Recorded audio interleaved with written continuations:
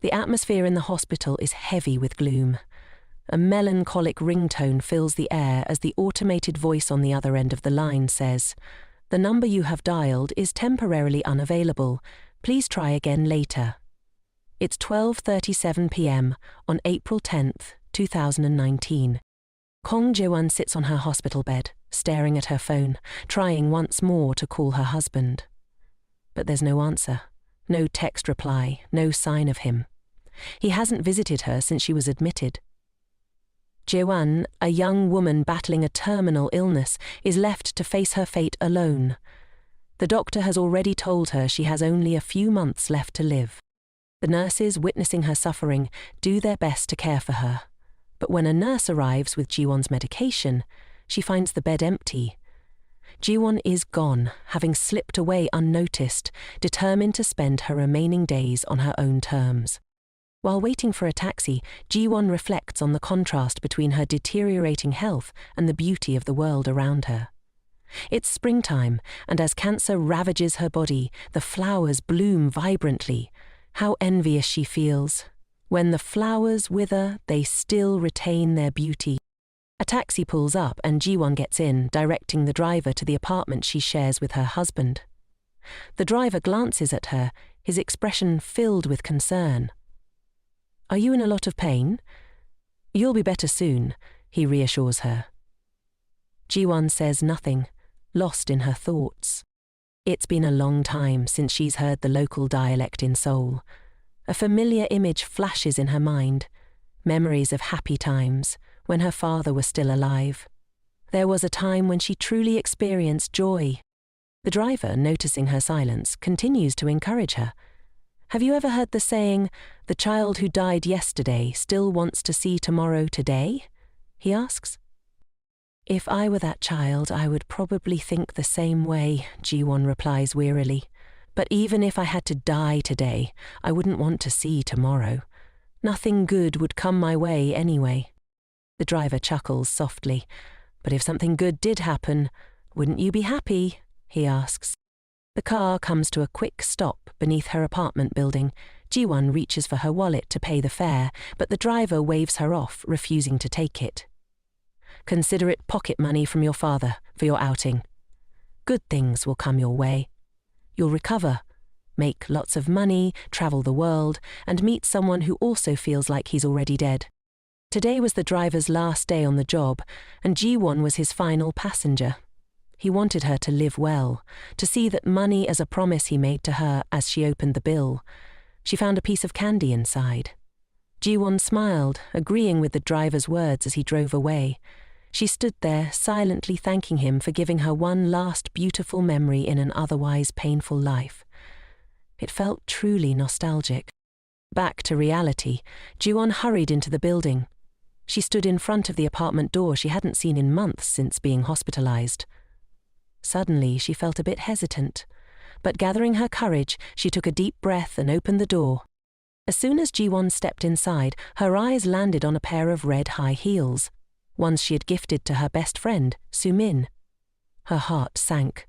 At that moment, she heard the voices of a man and a woman chatting in the room. Ji-won trembled as she moved closer, her anger building. Gritting her teeth, she pushed the door open slightly. What she saw confirmed her worst fears. Her husband, Min-jun, lying in bed with her best friend, Soo-min.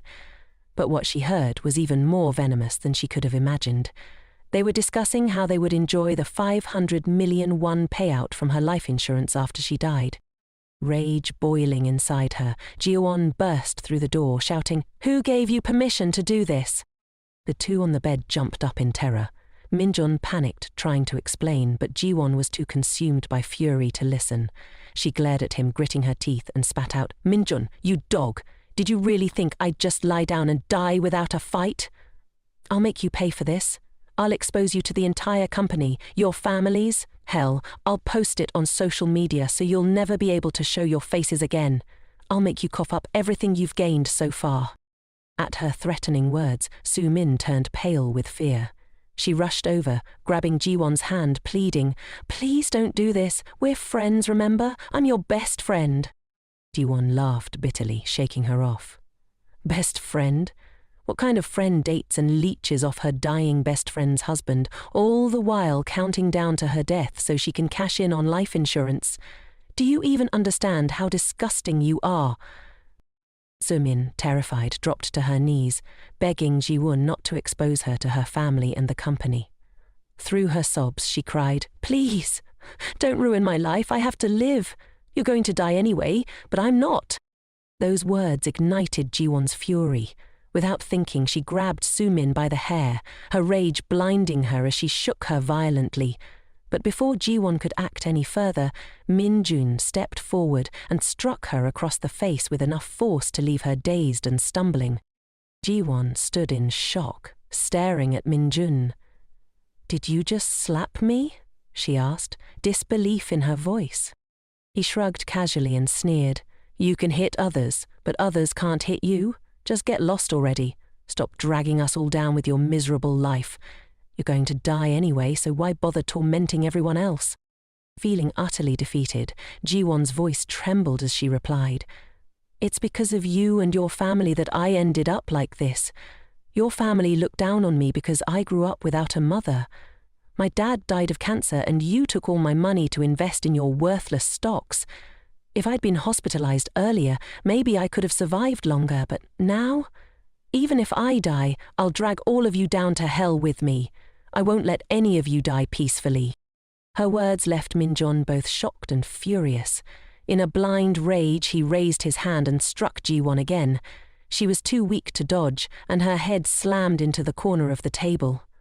Fresh blood poured out, and Ji-won collapsed to the floor, unconscious. Min-jun and Sumin looked down at her, but they didn't even care anymore. They were too consumed with panic over what to do next. Sumin nervously muttered, "What are we going to do now?"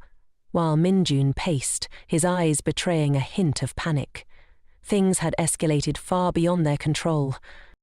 As for Ji-won, in her fading moments, the doctor's words echoed in her mind. 3 months at the shortest, 6 at the longest, and if a miracle happens, maybe 10. But at the age of 37, Ji-won would not even live out those few short months. In the midst of her pain, she heard a voice, a warm, loving voice. It was her father's. His presence was so unlike the cruel intentions she had just faced.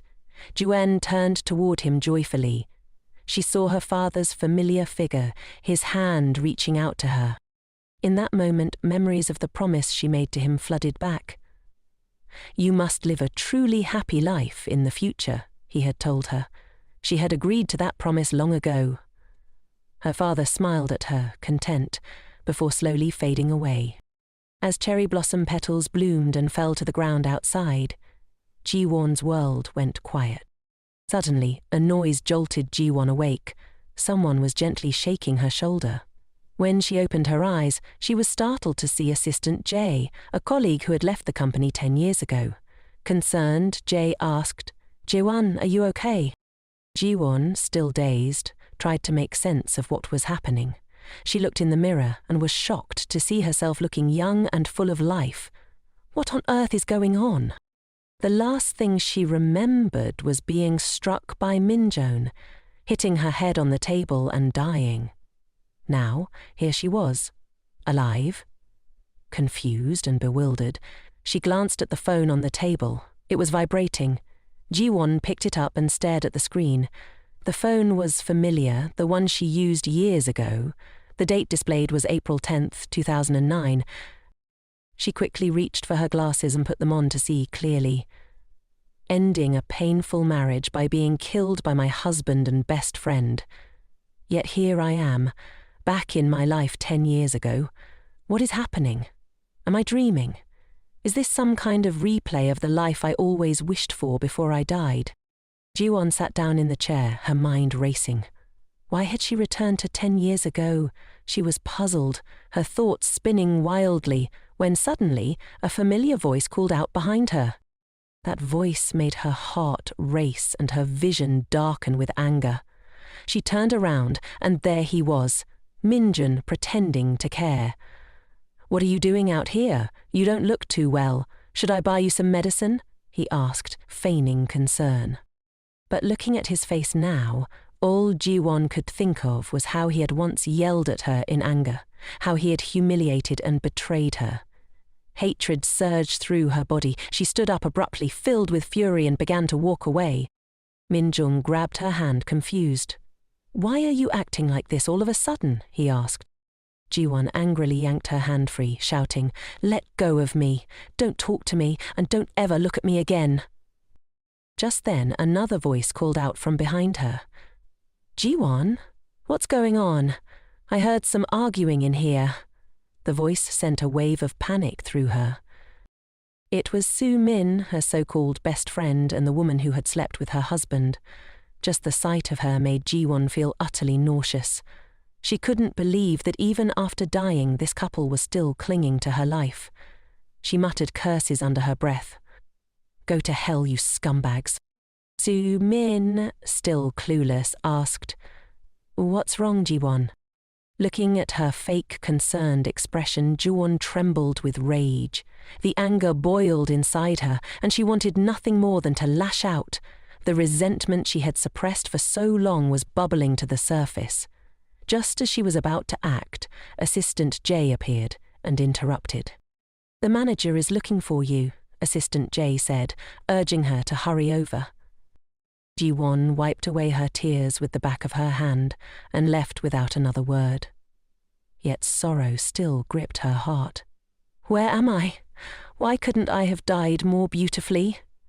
She felt lost, trapped in the memories of 10 years ago, where someone always stood alone in her mind.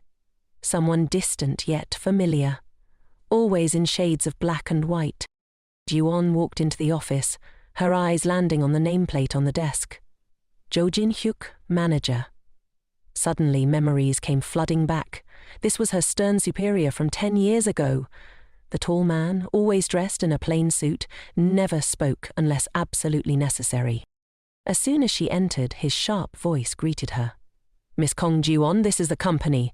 I expect you to clearly distinguish between personal matters and work." He handed her a stack of documents and added, "If there's nothing else, you should leave work early." Ji-won noticed a handkerchief placed on top of the documents. Jin-hyuk's tone softened ever so slightly as he spoke again. "Manage your personal emotions so they don't affect your colleagues." She quickly bowed her head in thanks and turned to leave, lost in her thoughts. As she walked, she accidentally tripped over a trash can. Before she could fall, a pair of hands reached out and caught her. "Are you okay?" came a concerned voice from behind her. The familiar voice of the department head echoed in her ears. This was the first time Ji-won had come face to face with the department head, standing so close to him. Ji-won replied that she was fine, pushed the department head away, and hurriedly ran off. Jin-hyuk just silently watched her, saying nothing. After tossing the documents onto her desk, Ji-won thought to herself that she had to get out of there. Perhaps reliving this hellish time was her punishment. But she absolutely couldn't just accept it like this. She left, leaving her colleagues in shock. In the elevator, Ji-won still couldn't believe she was back in this time, with even some things that weren't part of her past life's memories. What on earth does the universe want by bringing me back here, she wondered. The image of her earlier moment with the department head flashed in her mind. Lost in thought, she suddenly heard someone asking her something. It turned out the elevator doors had opened, and her colleagues were asking if she was getting off. She quickly apologized and stepped out. In her haste, she tripped over the elevator door. This time, no one was quick enough to catch her. She remembered that in her past life, she had also fallen in front of Jin-hyuk, and he hadn't caught her then either. Why is it like this today, she thought. At that moment, her colleagues worriedly asked if she was okay. Jae-won, feeling all mixed up, thanked them and ran out of the company as fast as she could. This time, she didn't trip at the door. She sprinted away from that suffocating place, and it wasn't until she was outside that she finally stopped to catch her breath. Ji-won gazed at the cherry blossoms blooming around her. It reminded her of the day she had left the hospital. Still a bit dazed, her phone suddenly rang. It was a call from that jerk Park Min-wan. Naturally, Ji-won coldly hung up on him.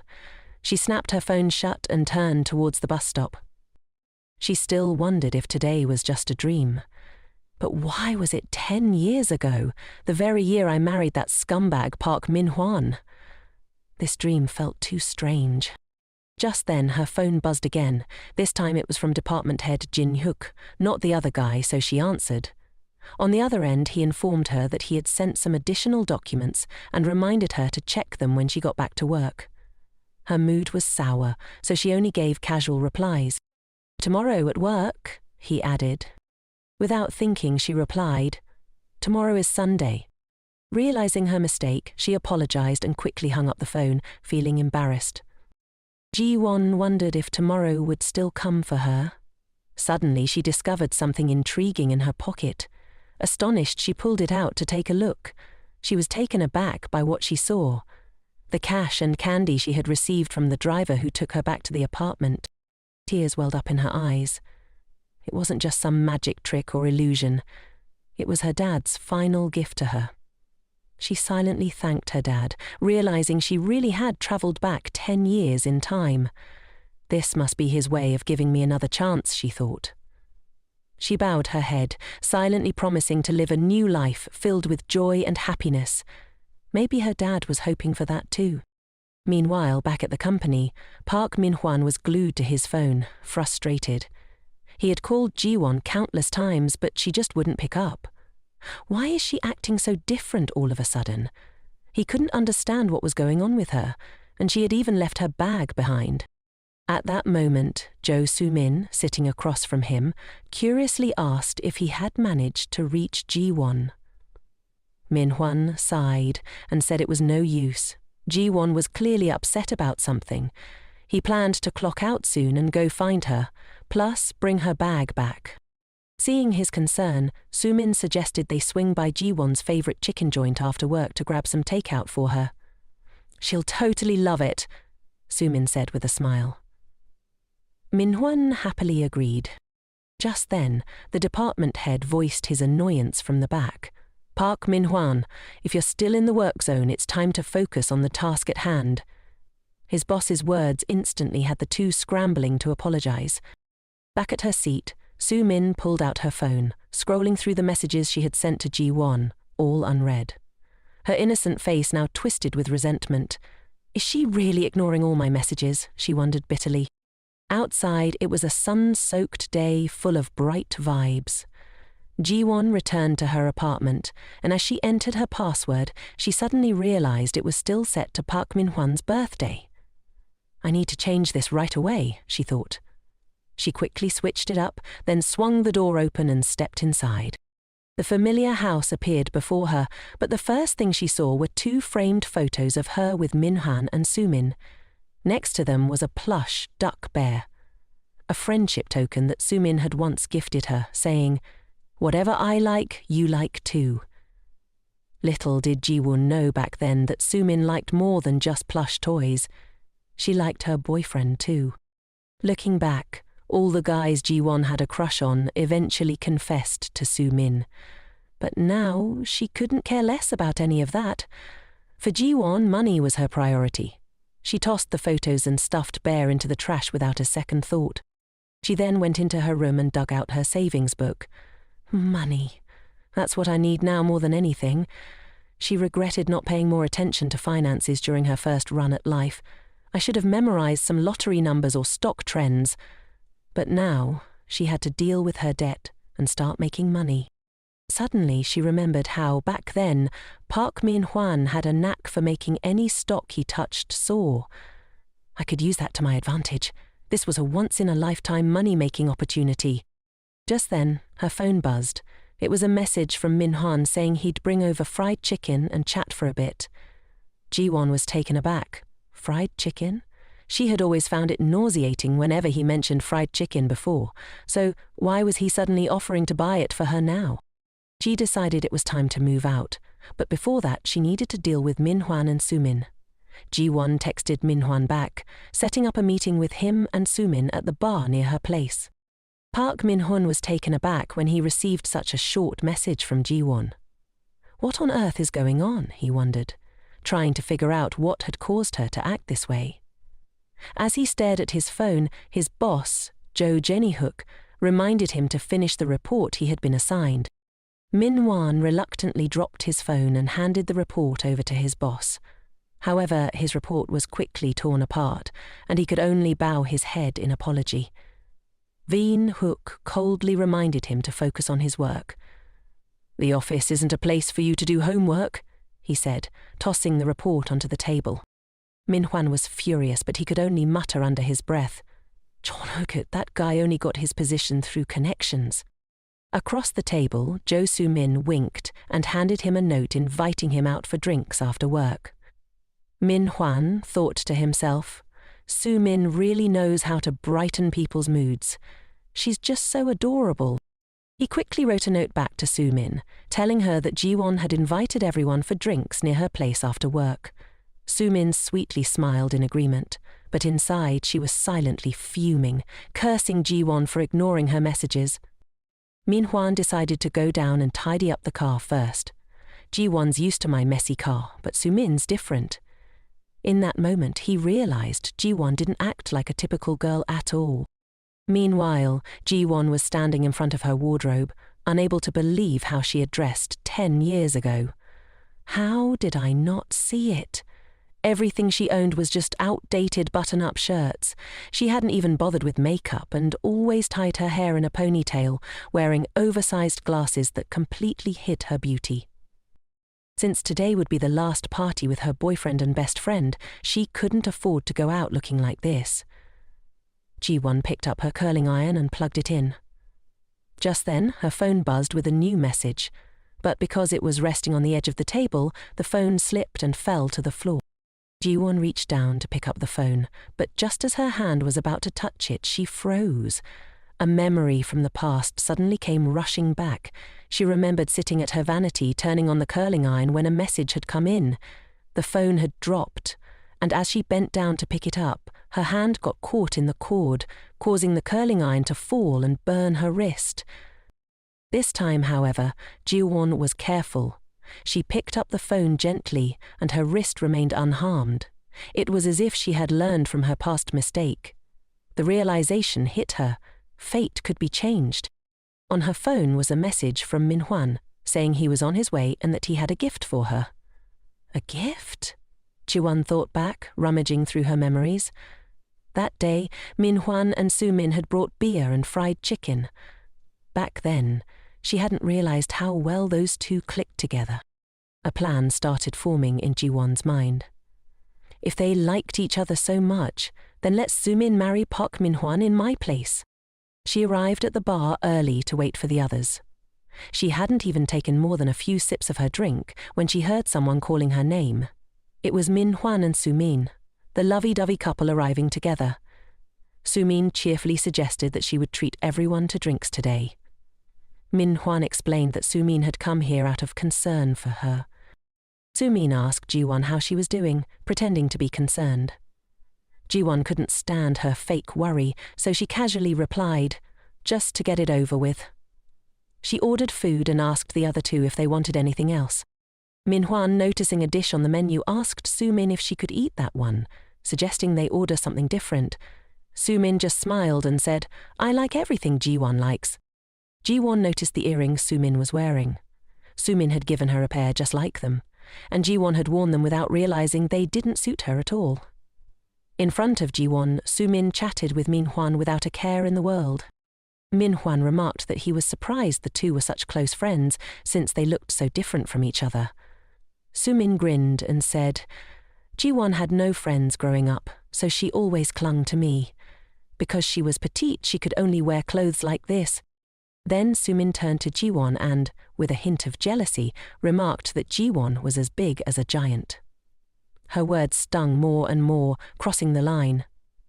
Soo-min placed her hand in Min-hwan's and explained that his hand was so big, almost like Ji-won's. Soo-min laughed and said she wanted to be like Ji-won, a beautiful giant standing in front of the demon Min-hwan. Ji-won calmly sipped her drink, unfazed.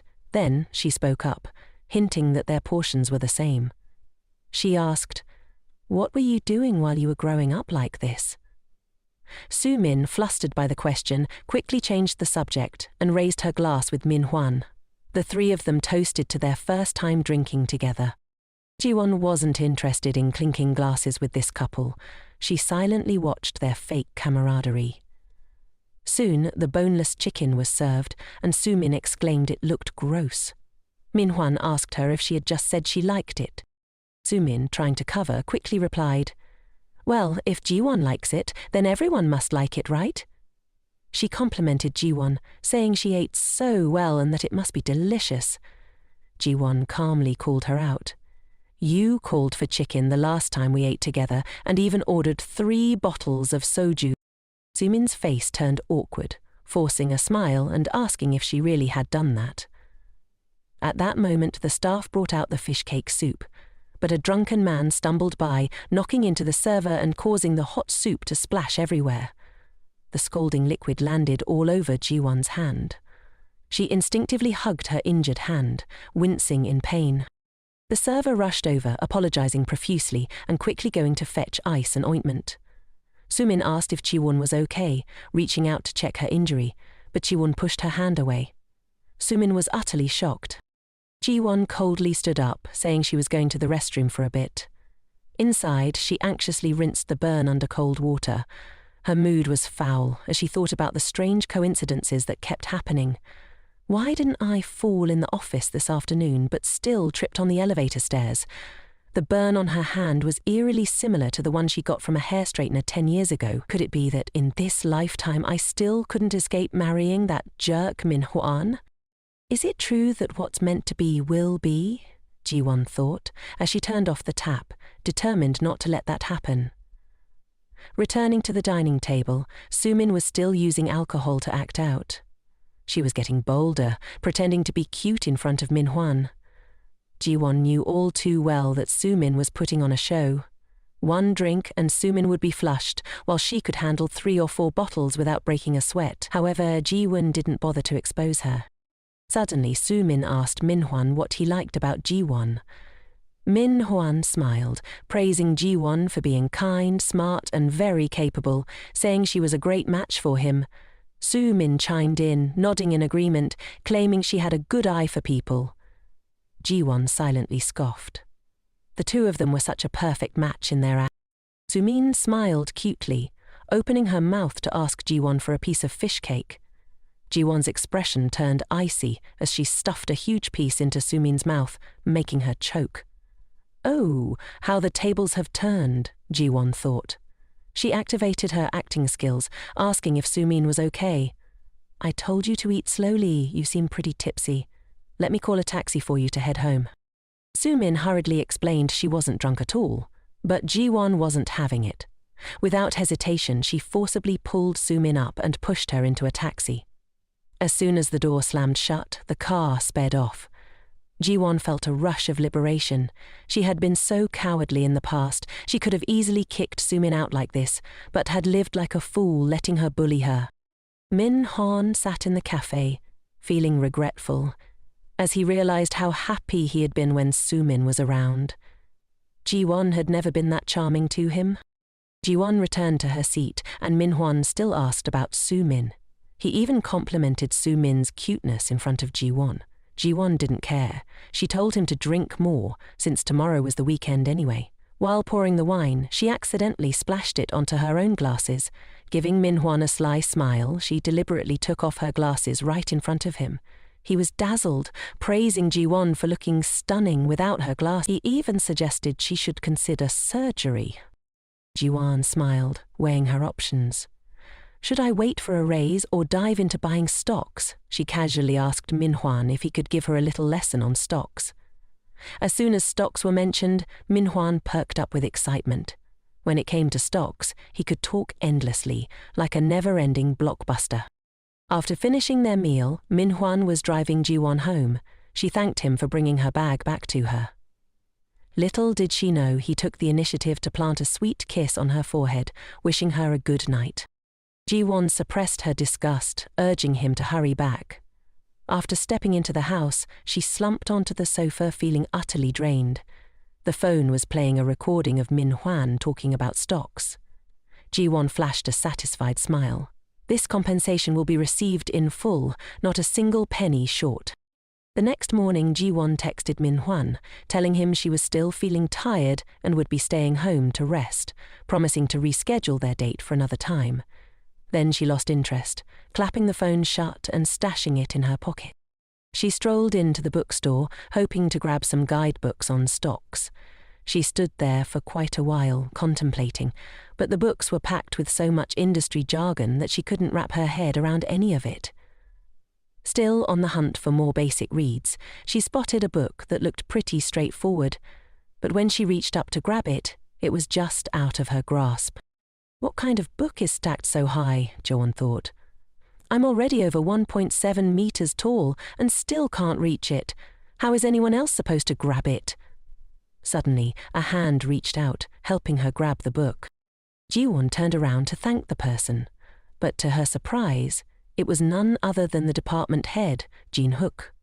He held the book in his hand and curiously asked her if she was planning to quit her job. Ji-won was taken aback by the question. She stammered, at a loss for words. Jin-hook calmly asked again if she was considering quitting her job. Ji-won quickly composed herself and reached out to grab the book. She explained that she wasn't planning to quit, but had noticed Park Min-hwan getting into stock investments and was thinking about trying her hand at it too. Little did she know, Jin-hook's expression turned sour. Why on earth did I run into the department head here, she thought, and why did I have to provoke him? She quickly made up an excuse, claiming that she had already picked out her books and wanted to leave early. But then Jin-hook suddenly asked if she was planning to meet Park Min-hwan. Ji-won forced a smile and replied that she wouldn't be meeting Min-hwan today. She also asked if he could keep their meeting a secret from the other staff. Jin-hook raised an eyebrow and asked why he should do that. Ji-won hesitated and explained that she had told Min-hwan she was sick. He asked if she was really unwell, to which she smiled and replied that she was perfectly fine. It was just the weekend and she wanted some time alone. Jin-hook seemed about to say something, but when Ji-won asked, he simply said it was nothing. He turned as if looking for a book on the shelf and told her to head home, saying they would see each other at the office tomorrow. Ji-won prepared to leave, but couldn't shake the feeling that he seemed to have something more to say. Suddenly, he glanced up and complimented her earrings, saying they suited her well, unlike the previous pair. Ji-won was taken aback. Those earrings were likely the ones Soo-min had given her as a friendship token. She remembered that the department head had also mentioned that the previous earrings didn't suit her. She politely bowed to thank him and asked to leave first. For some reason, she felt a strange discomfort in her heart, but didn't dwell on it. She didn't notice Jin-hook watching her thoughtfully from behind. The next day, after arriving at work, Ji-won looked at the clock, which showed just past 7, and noticed the office was completely empty. She sighed, realizing this was the first time she had come to work so early. Suddenly, she spotted Jin-hook, who had been there for who knows how long. Curiously, she walked over to him and saw that he was sitting with his eyes closed, looking like he was in a deep sleep. She pulled the curtain shut, commenting that if he was tired, he could have come in a bit later. She stared at him, realizing his skin looked even better up close. Without his glasses, he looked just as handsome. Jin-hook suddenly opened his eyes, surprised to see Ji-won standing so close. He asked if she was really at work this early. Ji-won jumped a little, then laughed and replied that she was making up for leaving early last Friday. She quickly returned to her desk and fired up her computer. As she did, she recalled what Park Min-hwan had said about the pharmaceutical company, GA. Right now, the stock was priced at 8,001, and if she remembered correctly, this stock was about to pass its review. In a month, the price would skyrocket 6-fold. Now was the perfect time to cash in on some investments. So focused was she that she didn't notice Janook had sneakily crept up behind her. He said it was convenient to grab breakfast, so he got her coffee and a morning meal. Janook hesitated instinctively, preparing to decline, but then she paused. If she wanted to change, she should stop this habitual rejection. She decided to flash a bright smile and thank him. Thanks for treating me to food. From now on, she would embrace life and welcome the care of others. Jin-hook furrowed his brow in silence as if taken aback by something. Then he turned and told her to keep working before walking away. Ji-won was left feeling bewildered. Did he just blow up? It's true they were getting closer, but she still couldn't quite grasp his character. She turned back to the computer, shaking off what had just happened. Forget about it. There was something far more important going on right now. It was 8:23 a.m., and she had just finished the breakfast that the boss had picked up for her. Then, diving into the stock market with a sprinkle of fun, she started investing in GA Pharmaceuticals. She snatched up 2,500 shares, investing 20 million won like a true stock market superstar. Just then, Assistant Jane arrived at the company, ready to steal the spotlight. Department head Kim also showed up and chatted with the manager in the meeting room.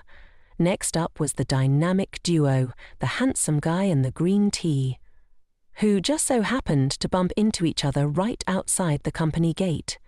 Soo-min casually asked why Ji-won had arrived so early, but she coldly replied that, at the office, she should call her assistant Kong. Soo-min shyly apologized to Ji-won. Min Hanan, standing on the sidelines, disagreed, saying that no matter what, they were still best buddies and there was no need to be so stiff like that. Ji-won didn't even look at him, remaining focused on her computer as she told him he should pay more attention while at the office. Min Hwan seemed oblivious to Ji-won's unusual behavior. He chuckled and inquired why she was sipping on an Americano today instead of her usual cappuccino. Ji-won kept a straight face, sipping her coffee.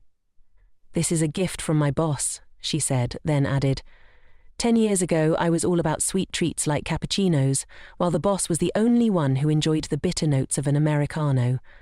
No matter how bitter it gets, I still prefer sipping on an Americano." What did someone like Park Man-won even have to say about that?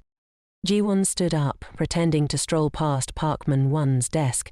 He was currently in the peak phase of stock acquisition, and she wasn't about to let him rake in all the profits alone.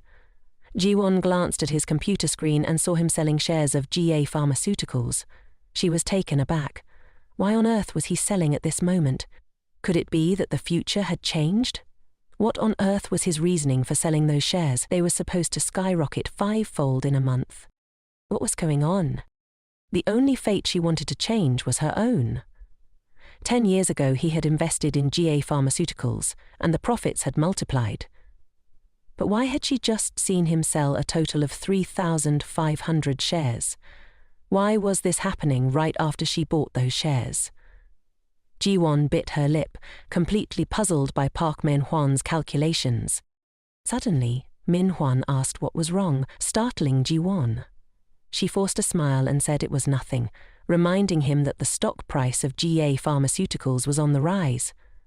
Park Man-hwan shrugged it off, saying he had already made a bit of profit and sold everything. Just last weekend he had caught wind of some favourable news. There were whispers that M-Dub Technology would partner with ET Electronics, and he was sure it would explode soon. As Park Man-hwan rambled on about the intel he had gathered, Ji-won was lost in thought. A company like M-Dub, even one as clueless about stocks as her, was well known after introducing new technology in mobile phones.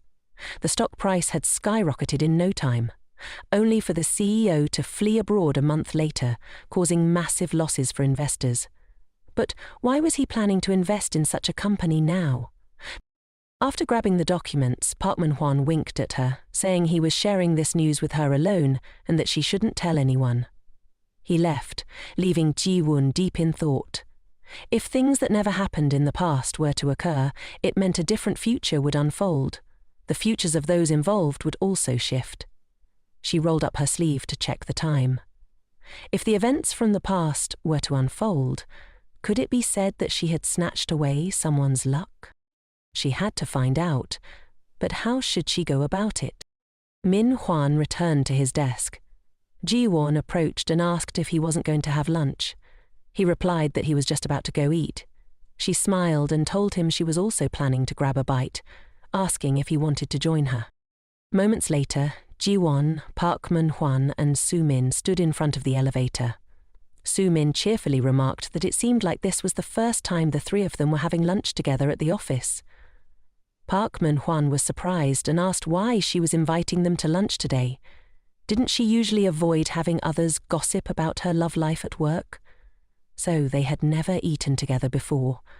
Just a moment ago she had been laughing and inviting him to join her, yet Ji-won remained pensive and silent. Noticing her silence, Soo-min asked if Ji-won had just bought that shirt, saying she had never seen her wear it before. She smirked and complimented her, saying the shirt looked great and really suited her. Ji-won merely smirked back, thanking her. In that moment, she was thinking that in just a little while, the white shirt she had just been complimented on would be drenched in soup, turning it into a filthy mess in the company cafeteria. The three of them stood in line to choose their meals. Soo-min cheerfully told the chefs that she loved kimchi soup and asked for a generous serving. The chef happily obliged, serving her a full bowl of kimchi soup, while she smiled and thanked him. Ji-won, standing next to her, coldly said she only needed a little soup.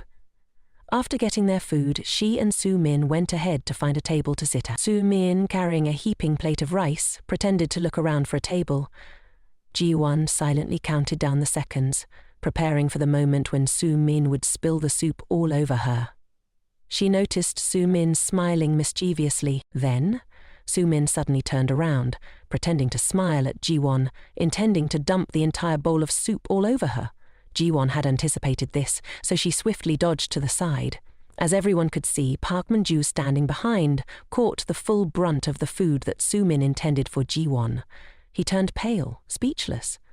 Soo-min babbled apologies, confused about why he was standing there. She was in a panic, unsure of what to do. Park Min-hwan forced a smile and said it was fine. Thankfully, the soup wasn't too hot. But deep down, he was lamenting the loss of his shirt, worth over 1,000,000 won, trying not to lose his cool because it was Soo-min. On the flip side, Soo-min was asked if she got burned. She said she was fine, claiming she didn't see Ji-won, and that's why she turned back and accidentally spilled the soup all over him. Ji-won stood to the side, watching the two people checking on each other with a frosty expression. She told Soo-min to stop lingering around and hurry up to grab some tissues. Surprised, Soo-min pointed at herself and asked if she really had to go get them. Ji-won casually remarked, "You spilled it all over him, so if it wasn't you, then who else could it be?" She then set the tray down on the table and turned around to go grab something. Ji-won turned to ask if Park Min-hwan was okay, pretending to lament that this was his favorite shirt, making sure Soo-min, who was walking ahead, could hear. "This is the very shirt I gifted him on our 1-year anniversary." Soo-min stormed off with a twisted expression, fuming as she grabbed a tissue. When she brought the tissue back, Park Min-hwan was nowhere to be found. Ji-won simply mentioned that he had gone to the restroom. "You should just chill and sit tight while I go wash my hands." As Ji-won was washing her hands, you could hear someone calling from the next room. Ji-won paused for a moment, then turned back to ask if the person calling her was indeed talking to her. The person inside confirmed, saying they wanted to ask her for a favor. Ji-won instantly understood what the person was craving. She quickly reassured them, saying she would be right there with it in a moment. The people inside buzzed with gratitude for her. Later, Ji-won brought some goodies to the girl inside the room, making sure to bring an extra shirt to avoid any awkward moments. The girl could only express her heartfelt gratitude to Ji-won, feeling lucky to have her by her side. Without her, she wouldn't have known what to do. When she opened the door and saw Ji-won, the girl genuinely brightened, showering her with endless thanks.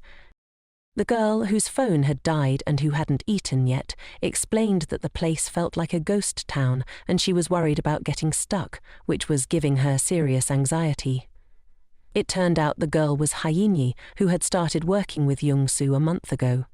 Hyeni was still smiling and thanking Ji-won profusely, mentioning that there were people who came before, but when she asked for help, they all just ghosted her. Ji-won asked if Hyeni wanted to grab a bite together, since she hadn't eaten yet. Hyeni's eyes sparkled with excitement as she instantly agreed. The two of them chatted away as they made their way back to the cafeteria. Meanwhile, Soo-min was having a lively chat with Park Man-hwan about how she's always ready to lend a helping hand. She mentioned that since childhood she's been super busy worrying about Ji-won. She also added that Ji-won wasn't really a social butterfly back in school, just to fill him in. Park Man-hwan praised her, saying she truly is a good person. Soo-min, trying to reclaim her image in front of Park Man-won, suddenly recalled that 10 minutes ago she had gone to the restroom to grab some tissues for him. She yanked the paper angrily, feeling humiliated by Ji-won, who had just been staring at her, making her look like a complete fool.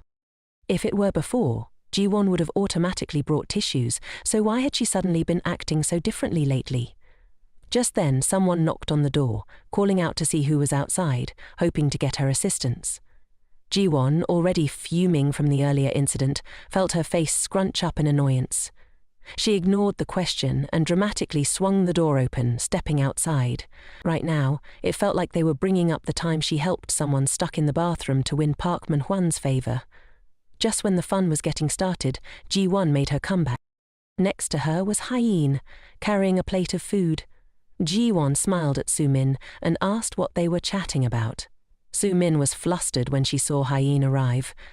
Hyeen cheerfully greeted her and Park Man-hwan, and everyone was on board with having another person join the group. Ji-won cheerfully invited Hyeen to take a seat across from her, and Hyeen happily agreed, wishing everyone a delicious meal. Soo-min felt uneasy. Why was Hyeen so confident when they were the same age? Was it just because of her face? Park Man-hwan sat next to them and asked how Ji-won and Hyeen had suddenly become so close without him even knowing. Hyeen cheerfully mentioned that Ji-won had just helped her out with a few things. Then she noticed his shirt was stained and asked if he was okay, since it looked quite pricey. Park Man-hwan just smiled and said it was no big deal, just a shirt after all. Ji-won, gripping her chopsticks tightly, listened. The gift she had given him, and he treated it so lightly. Soo-min quickly changed the topic, saying that Hyeen must be really hungry, wondering how a girl could possibly eat that much. But Hyeen didn't care. She just thought that if she wanted to achieve something big, whether she was a girl or a boy, she had to eat a lot, just like her grandfather said. Soo-min pretended to laugh and said, "Your grandfather must have done something really grand, huh?"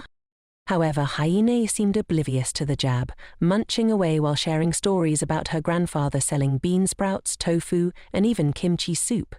Soo-min looked down on her, realizing it was just selling side dishes.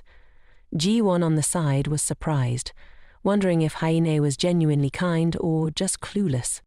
After everyone finished eating, Park Man-won said he had to leave early, and Ji-won mentioned she would go grab some coffee, asking the two if they wanted anything. Hyeen immediately offered to go by herself. Ji-won declined, suggesting they could go together another time, saying she couldn't let a junior treat her since she was a senior. Soo-min then linked arms with Ji-won, asking her to get a hot cappuccino, acting all grateful. Ji-won swiftly shook her off and turned to Hyeen, asking what she wanted to drink. Hyeen smiled and said she wanted an iced Americano, promising to treat Ji-won next time. Ji-won smiled back and told them to go ahead. She would catch up later, then turned and walked away coldly. Soo-min awkwardly waved goodbye to Ji-won, then turned to Hyeen, pointing at the jacket she was wearing and asking if it belonged to Ji-won. "When did you get so close to Ji-won? You two have never even talked at the company, but here you are together at the cafeteria. It's quite surprising." Hyeen, pressing the elevator button, explained that she had just happened to get stuck in the restroom, and Ji-won helped her out. She even lent her a jacket, which was enough for Ji-won to be her savior. Soo-min was taken aback, realizing that the person stuck in the restroom earlier was Hyeen. She worried whether Hyeen recognized her voice from before. She covered her mouth and laughed, saying Ji-won just liked to meddle in other people's business. "She only does that for strangers," she warned Hyeen, not to trust Ji-won too much since she had known her for a long time. "I'm just looking out for you," she added. Hyeen, coldly remarking, said, "Actually, it's you who's meddling in other people's affairs. If you like to meddle so much, why didn't you speak up earlier and say you didn't want to help someone stuck?" Hyeen stepped into the elevator, completely ignoring Soo-min's stiff expression. She pressed the close button and casually asked, "Aren't you coming in?" And, just like that, she went up. Soo-min stood frozen in place, panic gripping her as she realized Hyeen had recognized her voice and all the lies she had spun. If those rumors spread throughout the company, what would she do? Suddenly, the voice of Manager Kim rang out from behind, asking Soo-min what she was doing standing there. She quickly hatched a plan to use him to get Hyeen out of the company before her secrets were exposed. Soo-min tossed her hair, smiling at the manager and complimenting his beautiful tie. He chuckled and said he would only wear that tie to work, praising her for making the company feel more vibrant. He rambled on about how the female employees in the office were quite dull, while Soo-min was not only beautiful but also feminine. Soo-min giggled, saying she had been feeling a bit tired lately, but his words were like a boost of energy for her. Hearing this, he became flustered, worried about what was bothering Soo-min, and assured her he would help her sort it out. Soo-min pretended everything was fine, deliberately trying to elicit his sympathy. She sidled closer to Manager Kim, whispering in his ear and asking if he would like to go out for drinks after work to chat with her. Meanwhile, Ji-won was ordering drinks at the cafe, and while waiting for her order, she suddenly remembered that the manager hadn't gone out for lunch, so she ordered some snacks for him as well. She thought about how the future had changed, with Park Man-won selling off all his most valuable shares, and how Jo Soo-min had spilled soup on his shirt instead of Ji-won's. It meant she could snatch away someone else's luck. Ji-won smiled softly, imagining that assumptions could become reality, and reality would inevitably become the norm. If one could foresee the future, would that create a better world than before? In this life, she was determined not to let anyone take away anything that belonged to her. After grabbing her coffee, Ji-won headed back to her office, surprised to find no one had left yet. She glanced over at Manager Kim's desk, taking soft steps closer to him. There he was, peacefully napping in his chair. Ji-won wondered if he used to sleep this much too. As she spoke, she placed the cereal cup she'd bought for him on the table, softly urging him to drink it. He had looked perfectly fine in the morning, but now he seemed really exhausted. Suddenly, a hand grabbed hers. It turned out to be Park Man-hwan, furious and glaring as he pulled her along with him. Ji-won was taken aback and yanked her hand away from him, shouting at him to let go. Then, a large hand grabbed Park Man-hwan's hand and yanked it away. It was none other than manager Jin-hook, who had woken up at some point and was now glaring at Park Man-hwan. Park Man-hwan stammered when he saw Ji-hook. Ji-won was also stunned to see him come to her aid. With a serious expression, Ji-hook asked Park Man-hwan what he was trying to do. After recovering from his shock, Park Man-hwan retorted that he wasn't doing anything. He just wanted to have a private chat with Ji-won. Ji-hook wasn't backing down, though. He stated that even though it was lunchtime, this place still belonged to the company, and if there were private matters to discuss, they could wait until after work. The two exchanged heated words, sparks flying in the air, while Ji-won just gazed in disbelief. Jin-hook then turned, grabbed the cup of water she'd left on the table, thanked her for the drink and walked away. Ji-won stood there, deep in thought, wondering why the manager had helped her. Maybe he was just annoyed that someone had disturbed him while he was sleeping. Suddenly she turned around and found Park Man-hwan gritting his teeth, glaring at her. He mumbled that they would talk after work. Ji-won shivered, feeling scared at his expression. It reminded her of the time he had yelled at her when she suggested a divorce. He had said her existence made his life miserable and that marrying her was just out of pity. How dare someone like her suggest a divorce? He had said it with a fierce demeanor, and thinking about it now made her tremble all over. Suddenly, someone placed a hand on her shoulder from behind. Thankfully, it was Assistant Jang. She smiled and asked Ji-won if they could talk for a moment. Assistant Jang brewed her a cup of peppermint tea to help her unwind and kindly asked if something was bothering Ji-won. Earlier, she had noticed that Ji-won's face looked pale. Ji-won simply replied that it might be due to overworking herself. Assistant Jang chuckled, saying it was because Ji-won worked too hard. She suggested Ji-won take a break now and then, just like she had prioritized her own health after having her baby. Ji-won suddenly remembered that Assistant Jang had returned to work not long after her maternity leave, but soon resigned. Worried, she asked if Jang was doing okay these days. Jang replied that she was fine, though a bit anxious because team leader Kim wouldn't leave her alone. He used the excuse that he had to endure hardships while she was on leave, so now he treated her like a workhorse. She added that she was lucky to have talented colleagues like Ji-won, which allowed her to learn a lot. Then, playfully, she told Ji-won not to suffer in silence. Whenever she felt tired, she should just let Jang know because they were colleagues. At that moment, she brewed Ji-won another warm cup of tea. Ji-won held the cup tightly, bowing her head shyly as she thanked Jang, wondering why she hadn't realized 10 years ago what a wonderful colleague had been by her side all along. After finishing their tea, they headed back to the office and ran into Hyeen. She was still smiling and thanked Ji-won for buying her coffee. Assistant Jang also asked how Hyeen was doing with her internship. Hyeen cheerfully replied that everything was going great, with plenty of seniors offering help. Then she turned to ask about Assistant Jang's child, wondering if she had grown a lot by now. Assistant Jang happily showed them pictures of her daughter, and the three of them chatted animatedly, though Assistant Jang still felt sad about having to send her little one away while she was still so young. She knew she had to work hard to provide for her child. While the three of them were engrossed in looking at pictures of Jang's daughter, Soo-min and team leader Kim returned to the office. Ji-won and the others noticed them immediately, and the atmosphere shifted. People quickly scattered to their tasks. Even as Soo-min returned to her desk, she wondered what everyone had been huddling together about, laughing so much. Could they have been talking about her? She glanced at Ji-won, frowning, thinking to herself, no way, could she really be chatting and laughing with someone else like that? How could that even be possible? Before long, it was time to clock out. The manager stood up and said everyone had worked hard, so they should finish up their tasks and log off. People got up, tidied their things, and exchanged goodbyes, promising to see each other tomorrow. Ji-won anxiously left her desk, worried whether Park Man-hun was following her. Manager Hyuk quietly watched her retreating figure from behind. Ji-won entered the restroom and nervously checked her phone for the message Jo Soo-min had just sent her.